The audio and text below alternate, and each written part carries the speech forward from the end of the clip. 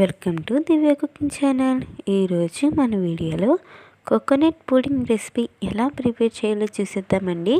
ఇంట్లోనే ఈజీగా అప్పటికప్పుడు ప్రిపేర్ చేయొచ్చు. మీరు కూడా ఖచ్చితంగా ట్రై చేయండి. ముందుగా ఒక కొబ్బరికాయని తీసుకొని పీసెస్ కింద కట్ చేసుకొని ఒక మిక్సీ జార్లో వేసేసుకోండి. అలా వేసుకున్న తర్వాత గ్రైండ్ చేసుకొని అందులో నుంచి కోకోనట్ మిల్క్ అనేది సెపరేట్ చేసుకోవాలి. ఇలా వీడియోలో చూపిస్తున్నట్టుగా జల్లెల్లో వేసుకొని కోకోనట్ మిల్క్ మొత్తం ఒక బౌల్లోకి సెపరేట్ చేసుకోండి.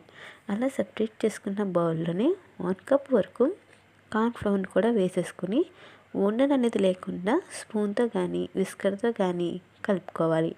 అలా కలుపుకున్న తర్వాత 1 కప్ వరకు షుగర్ కూడా యాడ్ చేసుకుని మరొకసారి స్పూన్తో కానీ విస్కర్తో కానీ కలిపి పక్కన పెట్టండి.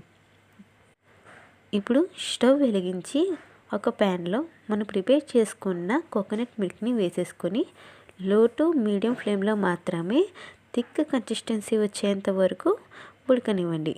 అలా ప్యాన్ నుంచి సెపరేట్ అయ్యేంత వరకు ఉడికించుకున్న తర్వాతే మనం ఒక బౌల్లోకి ట్రాన్స్ఫర్ చేసుకోవాలి. మీరు వీడియోలో చూస్తున్నారు కదా, ఇలా థిక్గా వచ్చిన తర్వాత ప్యాన్ నుంచి సెపరేట్ అయిన తర్వాత ఏదైనా ఒక ట్రేలోకి ట్రాన్స్ఫర్ చేసుకోండి. అలా వేసుకుని ఒకసారి మీరు 2 అవర్స్ పాటు ఫ్రిడ్జ్లో పెట్టేసుకోండి. అలా 2 అవర్స్ ఫ్రిడ్జ్లో పెట్టుకుంటేనే మనకి పుడింగ్ అనేది పర్ఫెక్ట్గా వస్తుంది. 2 అవర్స్ తర్వాత ఒక ప్లేట్లోకి డిమోల్డ్ చేయండి. చాలా ఈజీగా రిమూవ్ అయిపోతుందండి. చూసారా ఎంత ఈజీగా వస్తుందో.